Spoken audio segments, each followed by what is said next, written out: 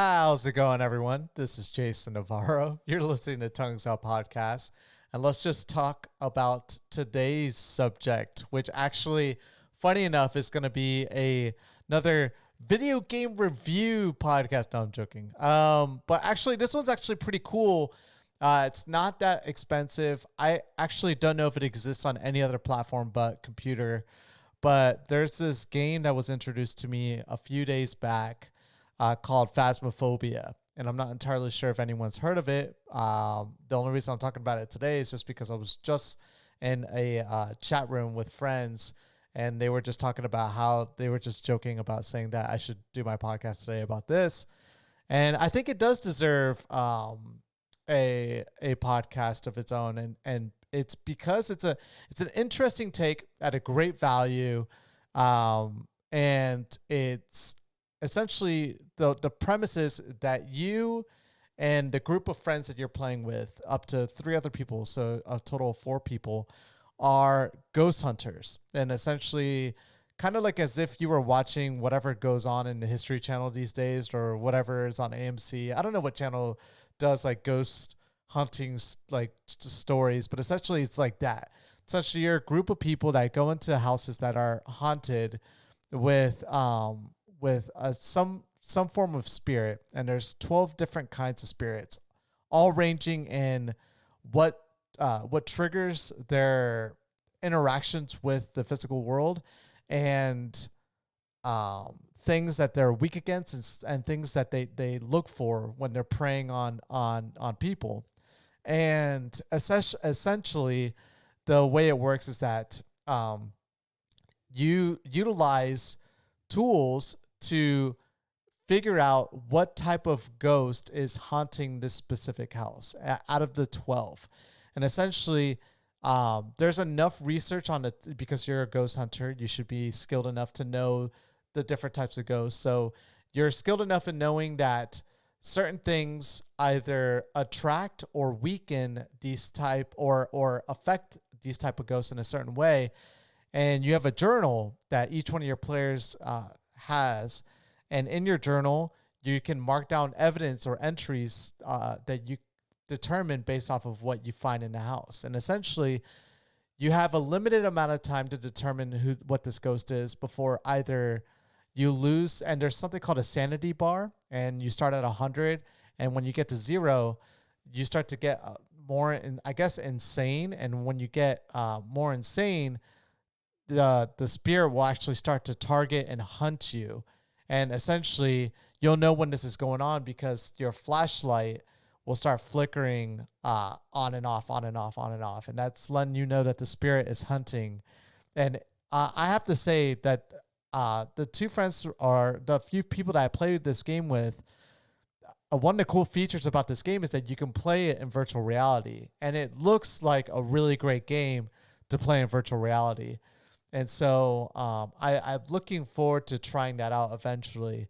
I don't have the real estate here on this side. I should set up this other side for like VR. That's what I'm going to do, actually. Now that I think about it, I'm probably going to do like some VR sessions out here, because there's plenty of space in the opposite side of this room for me to do that. But what's cool about this game is that you can play in virtual reality, and essentially this game is spooky either way. Like when I'm playing it with headsets, and I have these headsets that I play with that are like surround sound headsets, and it's just the theme is always in the dark. Everything's pitch black. There's limited light sources. You have flashlights, but you picking up a flashlight you can hold up to 3 items on inventory. Holding a flashlight is 1 space. So then you have to use the other 2 spaces for things that are going to help you find these ghosts. And you have a lot of different tools. You have salt, so you can place salt on the ground. And when you do, certain spirits can actually leave footprints in the salt. And that lets you know that, okay, either this ghost is interacts with salt or it doesn't. And that's all evidence. There is a EMF reader that essentially well, actually, I don't know if that's the temperature one. There's a temperature gauge that you can walk around with that allows you, that's what you're initially using to determine the area of the house or the location, because it's houses, schools, asylum, and there's a few other places I haven't tried yet. But essentially, there is a tool that you can use that allows you to search the ambient temperature in the vicinity that you're in. And when it starts to get really cold, that lets you know that that's the residence of where that ghost is hiding in this specific area. But the ghost, when it's hunting you, can search all around the building. It's just that that's the area that the ghost likes to inhabit in this part of the building that you're in. And essentially, at that point, now what you do is when you find a location where the ghost is normally hanging out, you have to take other items to figure out what type of ghost it is and the amount of time that you have. Some ghosts are so powerful that they emanate so much fear that they deplete your sanity really quickly. Some ghosts like to hunt when one person's drifted off by themselves. Some ghosts don't really care. They'll hunt a whole group. And when the ghost is hunting you, and if it catches you, it will kill you, essentially. And then that takes you out of the game. But the premise of the game is like super spooky, especially when the ghost is hunting you.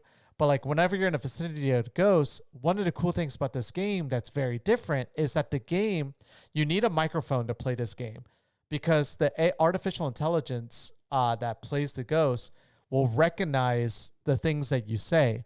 And so there's a tool that you can use that allows you to kind of amplify what you're saying in the area. And it's like a audio recorder. You know, those, when you watch those Ghost Hunter series, like people are talking and trying to interact with the ghost and they want them to say something and repeat it back.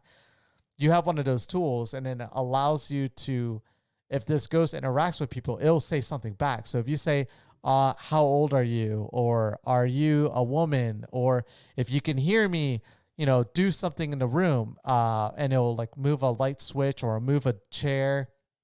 And if that happens, that's another form of evidence. And essentially what you're trying to do is you try to gather enough evidence to guess the type of ghost before you leave. And if you guess correctly, you get money that you can use to buy better equipment that you can use in your future hunts that you have. But I love the interactivity because if you drift too far away from your team members, you have a radio that you can communicate with people with. But if the ghost is hunting you, it can affect that radio signal. So it's really important that you kind of only drift off when you need to and stay together as best as you can. And you have to like hide whenever the ghost is hunting, and you got to like be quiet. Every time you start the game off, you're in this like big van that has all your equipment, that stores all your equipment, and it's parked in front of the location you're going to be hunting at. And like I said, you can only pick up 3 items that you could take with you at a time. And then you can either drop the items in the building or anywhere, or you could drop them off in your vehicle and then pick up new items. And you can get cameras, and you could place down like video cameras and then go back to your van that has like an audio and like a video camera system where you can monitor all the cameras as well. So someone could sit in the truck and monitor all the cameras. All the characters can walk around with GoPros on their heads too. And so this person can look at all the different footage. And if you see like a spirit ball, which essentially is a ghost that's like in their spirit form, then that's another clue. You could bring a crucifix, and if you drop the crucifix on the ground and it stops the ghost from interacting with you, that gives you another clue. And it's a really great game. It's super spooky. The ghost will randomly appear too. Like if you're in an area, it sometimes will reveal itself. There was my first game I played. I was searching. It was like a starter area. It was a house, like a residential house, 1-story house. It does have a basement, which is so scary to go down because there's a breaker down there. And if the ghost turns off the breaker, it turns off all the electricity in the house. And every stage has a breaker, and the ghost can't interact with that. And then you have to look for it, or it just makes the setting that much scarier. But I remember I was like walking in the house when all of a sudden I was trying to exit the house to go to the truck to grab some more equipment when the front door shut. And I was like, what the hell? And I turn around and I just see a spirit just like, I'm like trying to, I'm making that face like for people that can watch this in video. It literally was just sitting there like,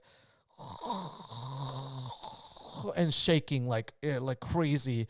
And it was like 2 feet from my face. And I was like, oh my God, get me the F out of this house. And like, I told one of the guys, and he was close enough to hear it. And like, he opened the door and I walked out. And you could take like a camera with you. That's one of the items you can have. And you could take pictures. And if you capture the ghost, if it disappears, that gives you another big clue. But sometimes they just don't like to flash either way.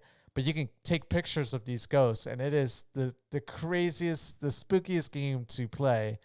But I really want to try it in VR, because when you play it in VR, like, you're interacting with the world and you're in the world. So I can only imagine how much spookier it is in VR. But honestly, even in a computer setting, it is.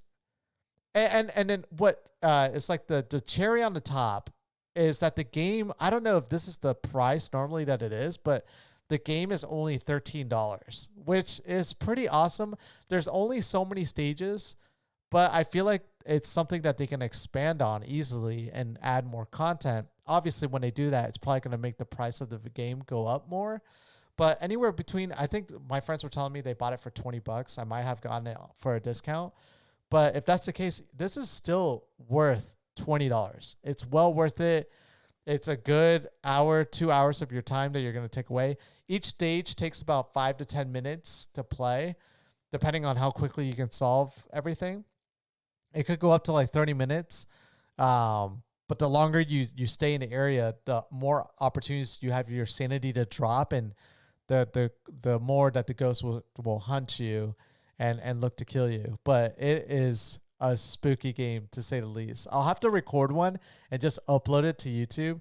But you could just look up different streams or other people that are recording their content and putting it online.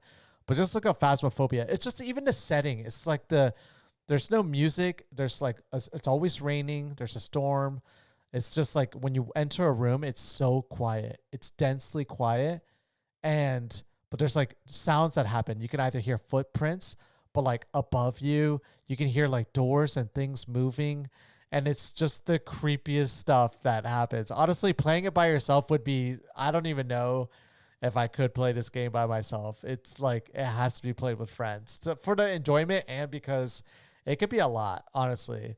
And I'm not a person that gets spooked out. It's more the jump scares, man. When that ghost appeared that first time out of nowhere, and it's very detailed. I mean, it's not super detailed. The graphics aren't the best, but they're great. Realistic enough, I guess. But definitely look it up. I would highly recommend it. If it exists on a different platform, definitely get it. It's a great way to spend your time right now. But yeah, that's today's podcast. Thank you guys so much for listening, and I will catch you guys all mañana. Peace.